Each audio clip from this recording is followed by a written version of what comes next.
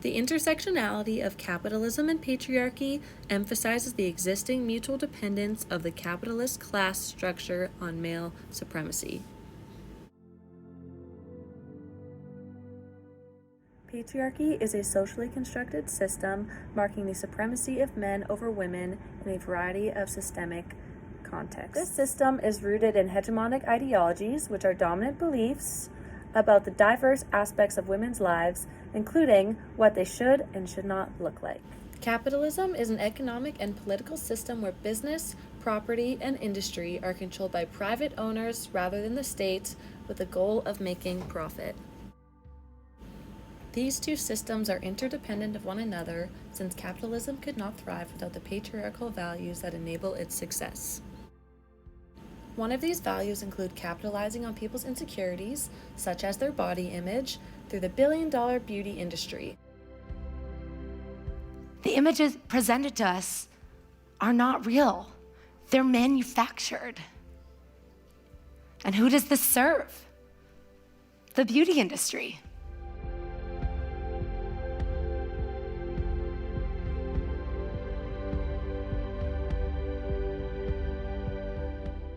Western standards of beauty have colossal effects on women in the general population, but also greatly affect female athletes.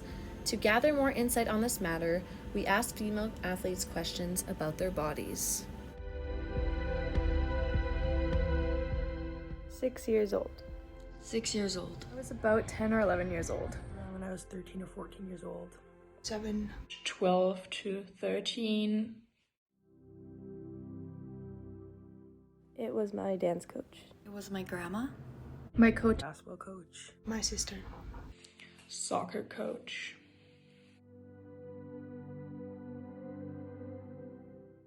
When I was 6 years old, my dance coach called me overweight and told my mom that she should be feeding me less.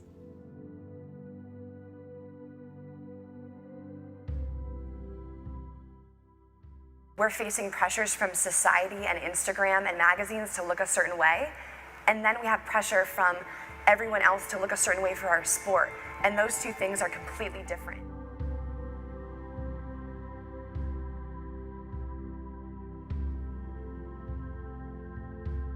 We work so hard to look the way we do, but then it's not the body that everyone's praising, so then we're confused. Looking in the mirror and telling my friends, I can't go out right now. My shoulders are too broad, my thighs are too thick. We spend more on beauty than on education. And that's just beauty. That's not to mention fashion.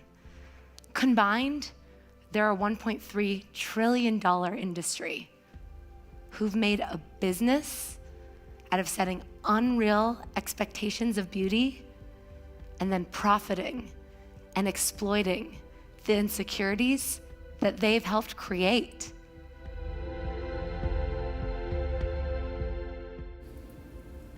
When women are being objectified in the media, it is in the interest of the male audience and what they desire to see. The male gaze is when women are framed as objects to the male reader's gaze. Western sport culture in particular has adopted a considerable rigid and gendered double standard with respect to the athletic body. In society, men are categorized to be big and muscular, whereas women are supposed to be slim and delicate. There's this ideal body type that's portrayed on social media. Detox, do this, become smaller. Social media, especially in the running world, praises skinnier body. It takes the focus and moves it towards the body type, comparing to one another.